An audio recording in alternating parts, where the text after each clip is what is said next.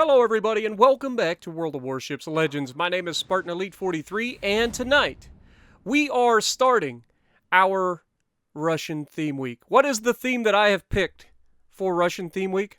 Well, Russia lost nearly 27 million people to World War II. Soldiers and civilian. 27 million people died. The most of any country in the world. So I thought it only proper to call this week Remember the Fallen week, okay? And this doesn't just translate to, this isn't just for the Russians, obviously.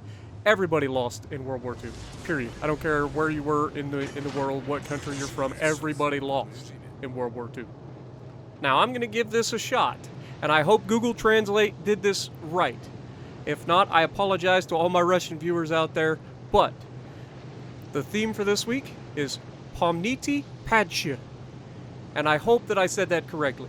But that's as good as I could get it. And so, yeah, we're going to be starting a week off with the Padshikh, our last ship that we unlocked. And certainly not the worst. I actually quite enjoy the Padshikh. It's a lot of fun. It is a very, very good ship for just about any occasion. The only thing it's missing is sonar. If this thing had sonar, it would be absolutely ridiculous. But we have the next best thing. We have the twist and track ability, which allows us to see the closest, or the rough location of the closest enemy ship, which comes in huge when you're trying to find enemy destroyers. So, yeah. We're going to get this week started. I'm not going to play all of the Russian ships, just so you know. As always, we'll play the legendary last. We play the destroyers first, and then we move into the cruisers, go to the battleships, and then we end with the legendary usually. Now, I may change it up. I may end with the battleships this week and just do the destroyer with the destroyer. So keep that in mind since they don't have a legendary battleship. So let me know what you guys think down in the comments below, and maybe we'll do it that way. If you want to see the battleships last in the double feature, or if you want to see the Kaaba in the double feature, let me know down in the comments below. By the way, we have had some very generous donations to the fund, or the money pool, whatever you want to call it, for the Battleship New Jersey video. And because of that, I've been able to get some batteries together. I've got my new charger. I've got a new battery bank also, a little power pack that I'm going to be taking with me. We're going to try to get as much video from the Battleship New Jersey as possible from our roughly 3-hour tour that we're going to be taking with Ryan Szymanski. So keep that in mind. Now, going back to the theme for this week, Remember the Fallen. There was a lot of people that died in World War II. A lot of people, both civilian and soldier. Like, it didn't matter. It is the indiscriminate war. Everybody lost. Now, obviously, being from the U.S., yes, we lost people, especially towards the end of the war when we actually went in and tried to do things. But what I'm saying is everybody lost. There isn't one country that entered the war that didn't lose someone. So keep that in mind. There's so many dead, and that's one of the things that I want to pay respect to. Now, we had this Le Fantasque. First of all, our Z-23 sailed out of the cap with 1 second to go. I've done it. I'm not going to get angry at him, but I'm not going to lie, it was pretty annoying. Le Fantasque thought he could just sit here and hold this cap. I'm not going to let him get away with it. I'm not afraid of a Le Fantasque, especially when I know where he's at. And so we get the drop on him, and he has absolutely nothing he can do here.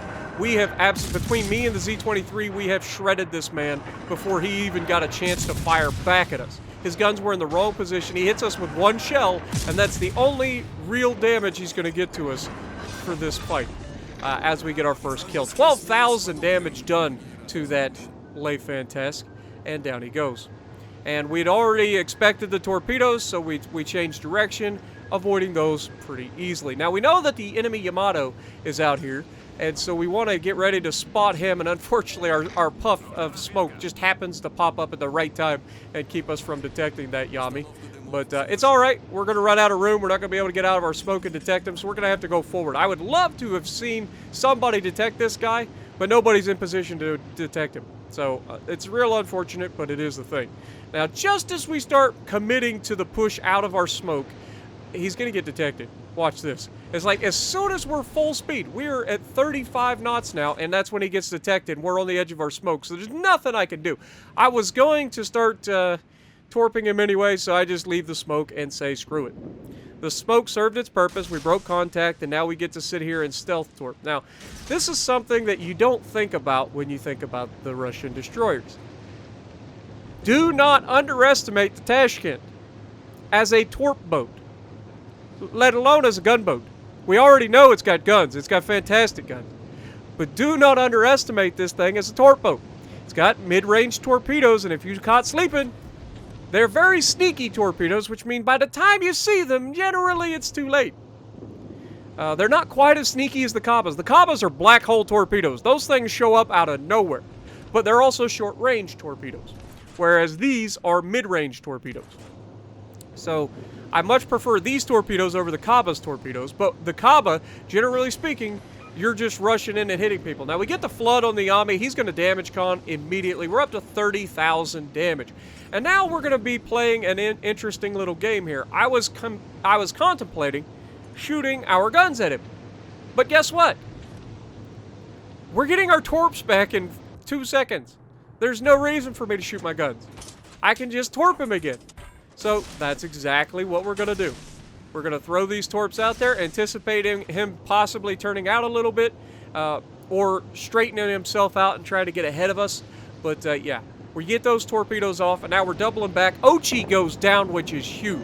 That Ochi was going to be a problem for me, but luckily he goes down, and that means we got smooth sailing, folks. This is going to be glorious. And with that spread of torpedoes on the Yami, he's not got a chance. Next time we look at him, watch this spread. Look at this. Look at this. You cannot avoid these. You just can't. Not in a battleship. Not in the time limit that you're given to dodge them. It's too late. We get 1 hit. We get 2 hits. And we get a 3rd hit on the bow, and that's gonna do it. Giving us our 2nd kill of the game. And now, we're in position to start attacking the Grosse Kurfürst. Now, I always preach do your job, and in a destroyer's first job in a domination is to secure caps, right? We secured the sea cap. We're over here, we gotta try to secure this cap. Now, we know that there's a Lightning still out here. I have no idea where he's at. He just captured Bravo, so we know he's over that direction. And this Grosse Kurfürst has, unless he just paid attention to the fact that I just killed the Yami right behind him, he's probably not going to be paying attention to the fact that I'm launching torps at him. However, through either sheer luck or just an indeterminate will of God to make this guy miss these torpedoes, he decides to go full turn in, which is actually the best thing he could have done here. Turning in is going to limit how many torpedoes he takes. He's going to take torpedoes. It's a Grosse Kurfürst. He's a big ship. But he didn't take all the torpedoes, which means he survives for a little longer. But we get 2 hits, 1 flood, and he had already burned his damage con, which means that flood is going to do a lot of damage. Floods are among the nastiest damage you could ever receive.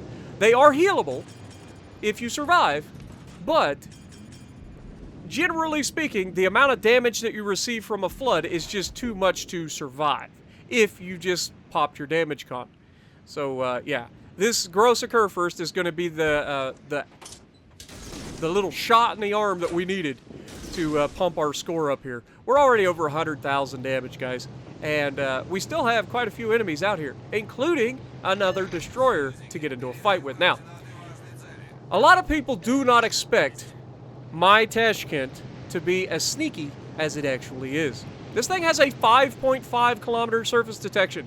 That means you do not get a very big window to find me before I can see you.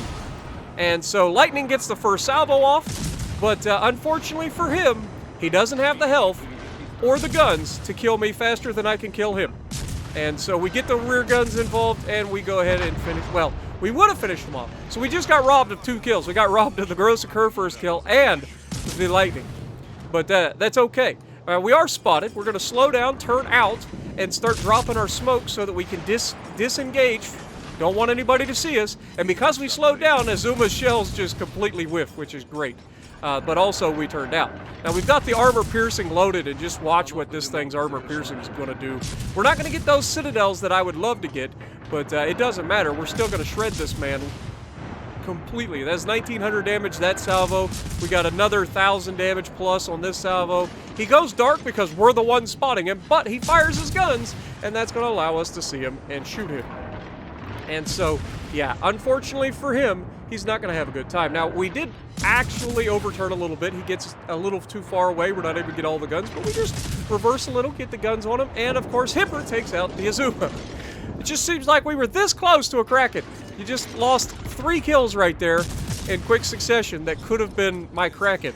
But we still got a lot of the damage off of them, so I don't have a problem with it. They're dead. That's all that matters. Now, obviously, Vanguard's sailing towards the edge of the ocean. He wants to do the T-Bull Shuffle or fall off the edge of the world to Davy Jones' locker. I have no idea.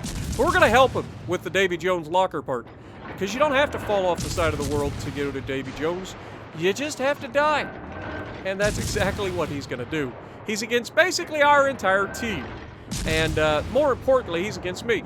And I'm just going to sit here and farm him. Now, initially I was firing HE trying to get that extra fire on him. We do get a fire, and then I'm going to go ahead and switch to AP, but unfortunately he just damage con. Now the good news is, because he damage con, somebody else is going to get a permafire. But while he's broadside to me, I'm going to be firing the AP, because we get a lot of damage with our AP, even on broadside battleships. You aim high, get that superstructure, get that side plating, the upper side plating. Look at the damage per salvo that we're getting. It's pretty solid. Pretty solid. Now, he's shooting at us because we're the easy kill, right? We're the easy kill. We're 11,000 damage. You're not going to kill me unless you get an amazing salvo. But we get our Confederate right at the end there to go with our high caliber. We had a freaking phenomenal game, even though it's not nearly as much as I know some of the Firestarter people that play the Tashkent have gotten. But still, it was a solid game, and we did everything we were supposed to do. So 150,000 damage, Confederate high caliber, 7 torpedoes, over 100 main battery hits, top of the leaderboard, 3,371 base XP. So if you like what I'm doing, punch the like button, leave a comment below, subscribe to the channel if you haven't already, and as always, I will see you in the next video.